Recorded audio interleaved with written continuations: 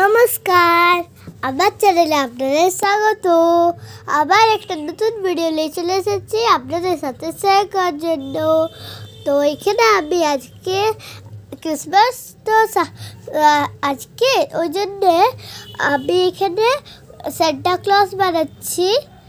এখানে আমি প্রথমে ফেস বানাচ্ছি, আবার এখানে আমি আইস পার্টটা বানাচ্ছি। এখানে আমি বুঝ পার্টটা বানাচ্ছি, একটু কার্ভ লাইন করছি। তারপরে প্রথমে আমি একটা কার্ভ লাইন করছি, তারপরে সাইডেও কার্ভ লাইন করছি। তারপর নিচের থেকে রাউন্ড শেপে মিশিয়ে দিতে হবে। এখানে আমার মাউথ পার্টটাও হয়ে গেছে। তারপরে আমি দাড়ি পার্টটা বানাচ্ছি, আমার দাড়ি পার্টটা বানানো হয়ে গেছে।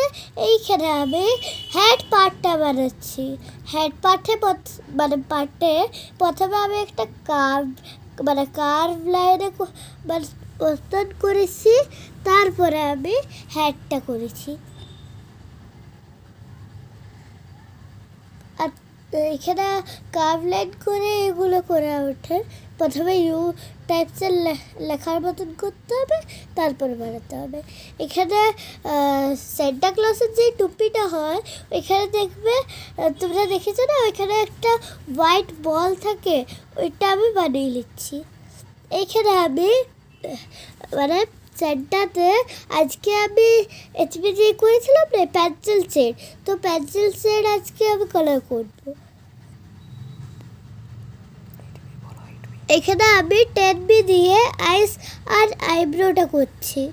এখানে আমি হ্যাটে কিছু ডিজাইন পার্ট করছি, আর আমার ডিজাইন পার্ট করা হয়ে গেছে হ্যাট পার্টে। এখানে আমি মুছটা শেডিং করছি। এখানে তারপরে আমি দাড়িটা শেডিং করছি। আমি দাড়িটা বেশি ডিপ করব না, ওই জন্য আমি লাইট করব। তো এখানে আমি ওই জন্য 6B ইউজ করছি পেন্সিল।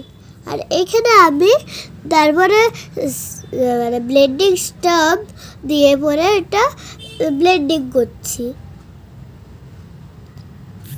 যাদের কাছে ব্লেন্ডিং স্টাম্প নেই তারা টিস্যু পেপারও বা কাপড় ইউজ করতে পারো।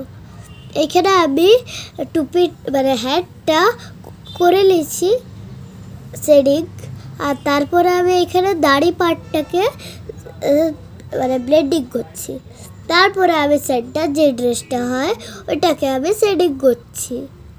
আর এখানে আমি হেডটা একটু লাইট করে ব্লেন্ডিং স্টাম্প দিয়ে ব্লেন্ডিংয়ের মতন টাইপ করছি। এটা আমার কমপ্লিট হয়ে গেছে। আর কেমন হয়েছে এটা কিন্তু কমেন্টে জানাতে ভুলো না। আজকের জন্য এইটুকুই। আর আমার যদি ভিডিওটা ভালো লাগে তবে লাইক অ্যান্ড সাবস্ক্রাইব করতে কিন্তু ভুলো না। Bye, tata.